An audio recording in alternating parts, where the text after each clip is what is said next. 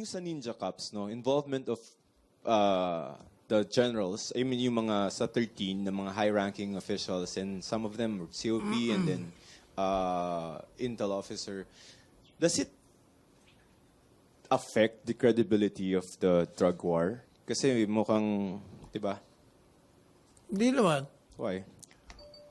Because, unang-una, na-expose sila. Kung na-expose sila, di patay na sila.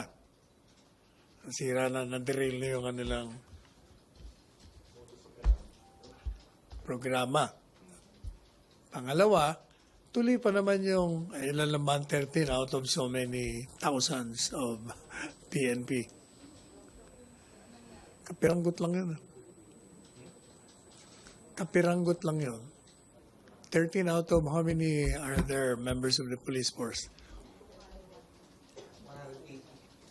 Pero sir, yung expulsion after 3 years into the campaign, di ba? So meaning the first 3 years, parang ano ba? Hindi, marami. Di ba, as I've explained, first there have been many factories of Shabu dismantled. Second, many have been arrested. And even with respect to the policeman, ilan ba yung sinabi kong napatay na, 142 ba? Na police? During the operation against the policeman? O, ito lang, hindi successful ka na.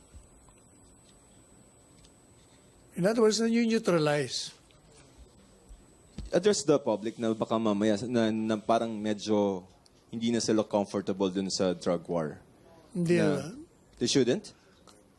They should not be comfortable. I mean, they should be... They should be comfortable. The fact is, the president has dismantled many drug apparatus in this country and jailed many police scalawags involved in the drug operation